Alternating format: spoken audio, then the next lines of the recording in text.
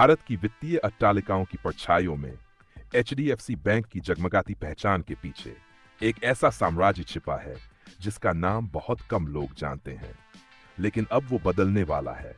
वे चुपचाप जन्मे थे, वर्ष 2007 में स्थापित हुए, अहमदाबाद में पंजीकृत, लेकिन संचालन का नियंत्रण वो आया मुंबई से, सीधे एचडीएफसी बैंक से।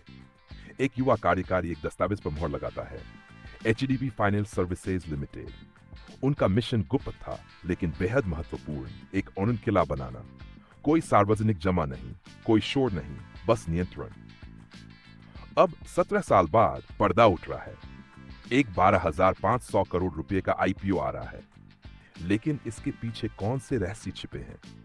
वित्तीय वर्ष 24 में एचडीबी ने कुल आय 13,259 करोड़ रुपए अर्जित की, पिछले वर्ष की 11,306 करोड़ की आय से बढ़ोतरी। कर पश्चात लाभ 1,756 करोड़ रुपए, पिछले वर्ष के 1,200 करोड़ की तुलना में तीव्र उछाल। उत्तर प्रदेश से तमिलनाडु तक, बिहार से गुजरात तक एचडीबी का ऊन साम्राज्य जंगल की आग की तरह फैला। Retail loan, commercial vehicle finance, gold loan कर्ताओं की एक जटिल पहेली। वे सिर्फ उधार नहीं दे रहे हैं, वे जम रहे हैं, राज्य दर राज्य, क्षेत्र दर क्षेत्र। एनबीएफसी में ऑर्डर बुक नहीं होती जैसे मैन्युफैक्चरिंग में होती है, लेकिन एक चीज जरूर होती है, एक वितरण योजना जो मंशा उजागर करती है। वित्तीय वर्ष 24 के वितरण 51,349 करोड़ रुपए, 34,103 करोड़ रुपए। बिजनेस लोन 17,246 करोड़ रुपए। उनकी रणनीति स्पष्ट है। वित्तीय वर्ष 25 में वे दांव दोगुना कर रहे हैं। रिटेल, एक ही राक्षस की दो भुजाएं, लेकिन अधिक तेजी से खून बहा रही है। रिटेल एनपीए स्थिर, अच्छी तरह प्रबंधित। बिजनेस लोन अधिक जोखिम लेकिन अधिक मार्जिन। वे कमजोर वर्ग के उद्यमी पर बड़ा दांव लगा रहे हैं, और वहीं है रोमांच और खतरा। वित्तीय वर्ष 24 में एचडीबी डिजिटल हुआ, लेकिन वित्तीय वर्ष 25 में वे सर्जिकल हो रहे हैं। मुख्य कार्यकारी अधिकारी रमेश गणेशन, हम भारत के लिए क्रेडिट इंजन बना रहे हैं, सिर्फ इंडिया के लिए नहीं।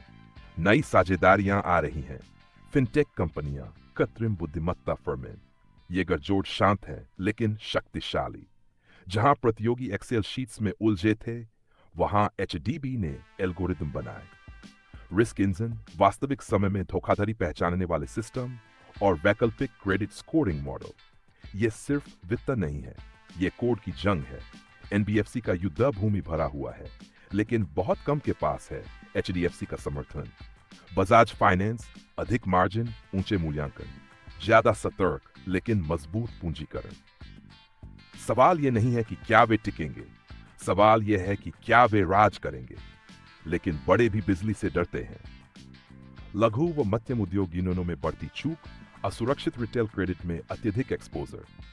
एचडीएफसी बैंक विलय के बाद की नियामकीय शक्ति। हम एक अनजाने क्षेत्र में प्रवेश कर रहे हैं। सटीकता अब कोई विकल्प नहीं, जरूरी है। हम यहां हाइप के लिए नहीं हैं, हम यहां विरासत के लिए हैं।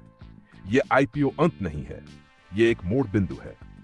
रमेश गणेशन, प्रबंध निदेशक एवं मुख्य कार्यकारी अधिकारी, स्वशांत स्पेशल। लेकिन उस शांति के पीछे है गहरी गणना। एक दुनिया जो डिजिटल बन रही है, उसमें यून अब कागज नहीं, भविष्यवाणी बन चुका है। वित्तीय वर्ष 26 के लिए अनुमानित शुद्ध लाभ 2,200 करोड़ रुपए। आरओई लक्ष्य 17%, लक्षित ग्राहक संख्या 2,50,00,000 भारतीय। लेकिन यह सिर्फ एक कारोबारी कहानी नहीं है, यह एक वित्तीय थ्रिलर है जो अभी भी सामने आ रही है। आपने अभी अभी पूरा दस्तावेज देखा है। अब खुद से पूछिए, जब यह आईपीओ बाजार में आएगा, क्या आप भीड़ के पीछे चलेंगे या सुरागों के पीछे? सब्सक्राइब करें, ध्यान से देखें, सड़कें कई रहस्य छुपाए बैठी हैं।